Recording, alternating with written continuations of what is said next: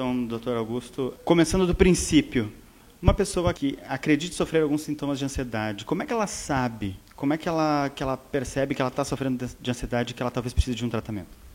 Bom, existem alguns sintomas clássicos, principalmente da síndrome do pensamento acelerado, que, na minha opinião, é o mal do século.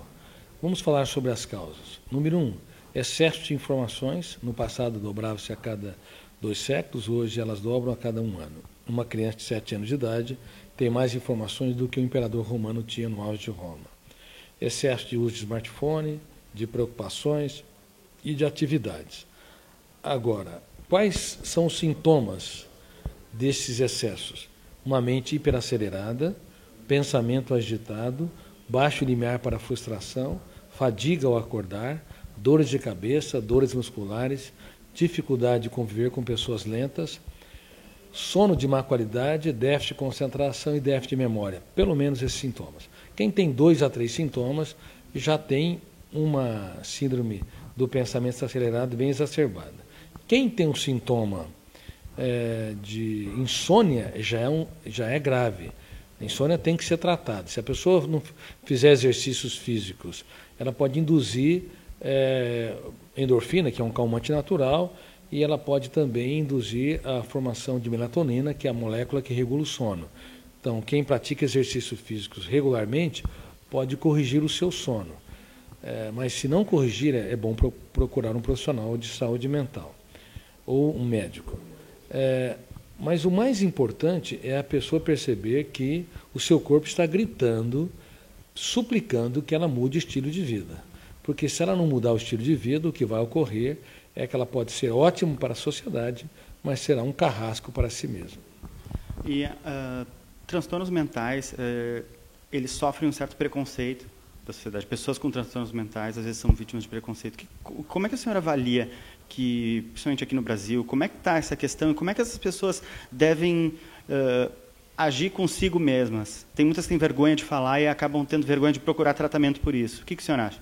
Bom, infelizmente você tem razão. Ainda hoje, quem tem um transtorno psicológico, ele sofre algumas rejeições, preconceitos, e até mesmo a própria pessoa acaba se auto-excluindo. Não deveria ser assim, porque transtornos emocionais só se resolvem quando nós temos coragem de enfrentá-los, diagnosticá-los, mapeá-los. Quem não os mapeia tem grande chance de levar para o seu túmulo o seu conflito. E a grande maioria das pessoas, infelizmente, não desenvolve esse automapeamento ou não procura um profissional adequado para isso. Em segundo lugar, nós temos de entender que não é mais a minoria que tem um transtorno psíquico. É a grande maioria. Só das doenças clássicas, como a síndrome do pânico, o TOC, o transtorno obsessivo-compulsivo, as fobias, a TAG, transtorno de ansiedade generalizada, síndrome de burnout, psicose, dependência de drogas, e até anorexia e bulimia, enfim. Só entre essas doenças clássicas, o número é tão assombroso que nós vamos atingir 1 em cada 2 pessoas nas sociedades modernas. Estamos falando em mais de 3 bilhões de seres humanos. Se nós considerarmos a síndrome do pensamento acelerado, que é uma síndrome que eu tive o privilégio de descobrir, e a infelicidade de saber que grande parte da população mundial é cometida por ela, ou seja, aquelas pessoas que acordam cansadas, fatigadas, sofrem por antecipação e assim por diante, nós vamos atingir 70% a 80% das pessoas. Se você perguntar numa escola de ensino fundamental, seja escola pública ou particular, você vai ficar assombroso. Porque os garotos de 10, 11 anos têm uma parte significativa desses sintomas. Portanto, infelizmente, a humanidade adoeceu rápido e coletivamente, e o preconceito só dificulta o processo de gerenciamento da própria ansiedade e a reedição das janelas da memória para que o eu se torne autor da própria história. O senhor falou durante a palestra sobre timidez. Tem muita gente que é tímida e acredita, não, eu sou assim, é um traço da minha personalidade.